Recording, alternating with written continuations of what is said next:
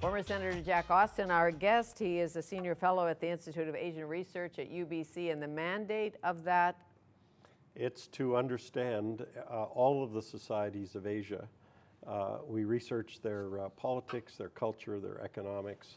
We try to be a counterpart in expertise to their expertise. So we have I'm part of the Center for China Studies, but we have a Center for Japan Studies, for Indonesian Studies, East Asian Studies, Indian Studies. So we have at UBC a group of global experts who are recognized as such. They're peer groups in other universities. And would you be invited on a trade mission to go, do you think, to China, India, to foster trade? Yes, I get many invitations to go to China. I will be going, I will be in China when the Premier visits China, and I will be part of her presence in Beijing, which is November 8 to 11. Okay, and what doors should she open? What message should she take? Well, there are three messages that I think are critical for her. One is that British Columbia invites investment from China, provided it meets principal benefit tests to British Columbia. This is similar to Canada. Clean, safe. Yes, I mean, it has to meet our environmental, our human tests, safety of workers, but that we are keen for inward investment on the part of Chinese investors and state companies. Chinese worry that because the U.S. has a tremendous resistance to investment in resources from state companies. What does that mean? Well, these are global companies that are owned by the Chinese government. Okay, like a Sino. Well, Sino. Petro. China, Sinochem, Sinopec, CNOOC. I mean, these are major companies. And these companies, I must say, have invested about $10 billion in Western Canada up till now. But Canada makes a really important distinction. I'm talking about the federal Canada. We have, without ever enunciating a policy, if you just look at the practice, Fanny, we welcome investment in undeveloped resources where they take the risk of exploration, of building operations, and they take the commodity risk. But where we have already icons like Teck in the coal industry or Syncrude in the oil sands industry, we don't want state companies from any country to take control of established production. And we saw that with potash, which was not a state company. BHP, a big Australian company, it was an iconic company in production, and we said no. Sure, Saskatchewan said no. Saskatchewan said no, and the Fed said no. The Fed said no, and so we should say no. And I know one of the concerns is environment and whether or not we should even allow tar sands or oil sands to be explored is controversial here. Yes, there's a lot of issues, but this is the second largest source of oil reserves in the world that we have in northern Alberta. And the world needs this particular fossil fuel. We have to be able to develop it with a smaller environmental footprint. But there's a lot of irrationality, too, in the objection to the development of the oil sands. There's lots to criticize. But an irrationality, particularly from the Americans, is that it's dirty fuel, when the dirtiest fuel in the United States is produced by coal, producing electrical energy. The carbon footprint in thermal coal generation is greater than the footprint in the oil sands. But the environmentalists say, okay, that's vested, we can't do anything about it, let's not allow growth. Sure. And the growth industry is the oil sands. And what about the controversy around shipping raw saw logs out of British Columbia instead of value-added, work here, jobs here, create jobs in Canada, ship them the lumber? Sure, and we're shipping them a lot of lumber, and we're shipping them logs too.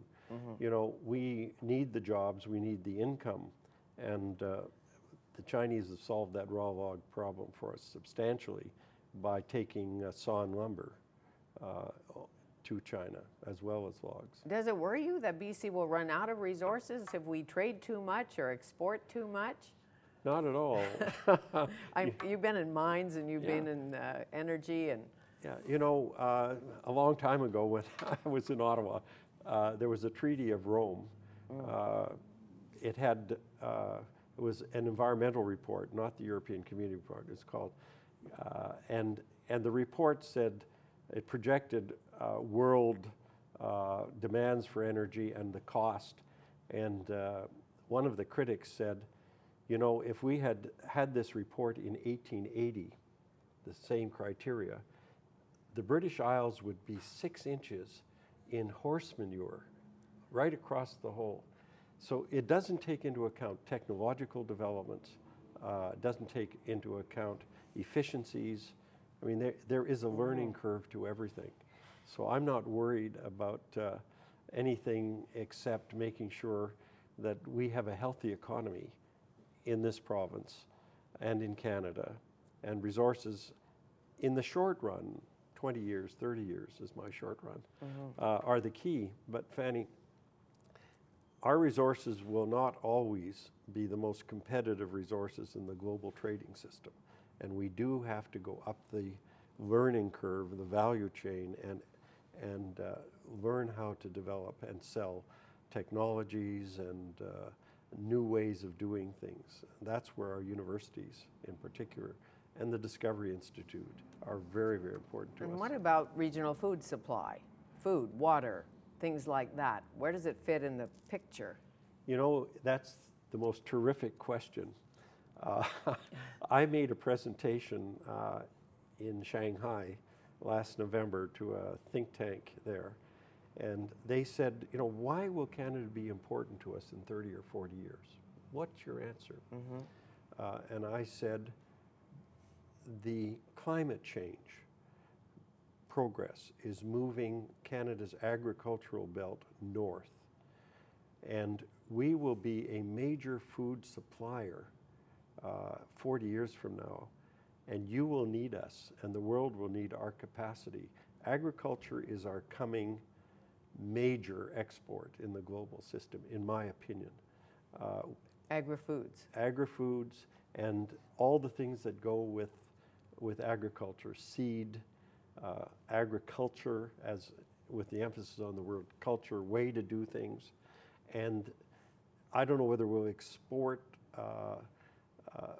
much more in the way of food, or we will export technologies and be paid for technologies, or probably a combination of both. But climate change for Canada is not the threat that it is to countries that are in the mid part of the planet. Sure. Yeah. And thinking broadly, to use canola to make fuel for cars doesn't make sense if people are starving. Well, absolutely, or biofuels from corn. Biofuels from corn. Which is what's taking place today. How strong are our relations with Asia, with India, for instance? We've been talking a lot about China, with India. We had a very bad relationship with India for decades. And the reason was that in the 50s, we transferred nuclear technology to India on the basis they would not use it for military purposes, and they broke that agreement with us. And there was a real reaction on the part of the Canadian governments of the day, and it stayed back. Today, you know, they also said we did not take terrorism, Sikh terrorism, seriously enough, and the Air India crash. But today, the relations are good, and particularly in the Canadian-Indian diaspora, there is a growth of wealth and managerial capacity, and they want to do some things for their country, for their former homeland. Yes, so infrastructure-wise particularly. Yeah, and management. And India has developed very strong science, math, cyber capacities. So it can be a two-way street. Sure, and the connection between China and India? Well, it's tense always. They are not the greatest of friends. They had a war over their northern boundary. And, China is concerned that the U.S. and India will form a détente to try to contain them. Yes, and India will have a deep navy one day, like the U.S. Possibly. Possibly. I'm really speculating. But, the Indians, our relations in general with the Asian countries, particularly the Commonwealth countries, are quite good. They are Commonwealth countries. The former members or members of the Commonwealth are quite good, including India in that, Malaysia. But our economic opportunities are strongest with China. And the Premier is right. I just want to make this point, Fanny. The Premier is right to emphasize the importance of China and India to us and to take this trip. She met with all the premiers in something called the Council of the Federation here in July, and they agreed that all the premiers would make a trip together to Asia in 2012. And I can't tell you how important that can be for Canada if they pull it off, if they do it. Okay, and is Alberta ahead of us in the relations, or are we ahead, or can you measure it? We're about the same. Saskatchewan is a big exporter of products to Asia: potash, uranium, pulse, canola, you mentioned. Alberta, its relations are good because capital has gone into Alberta, and there are major Chinese companies with offices in Calgary and Edmonton. These pipeline ideas, gas and oil to the coast, attract the Chinese very much because they're always keen for security of supply.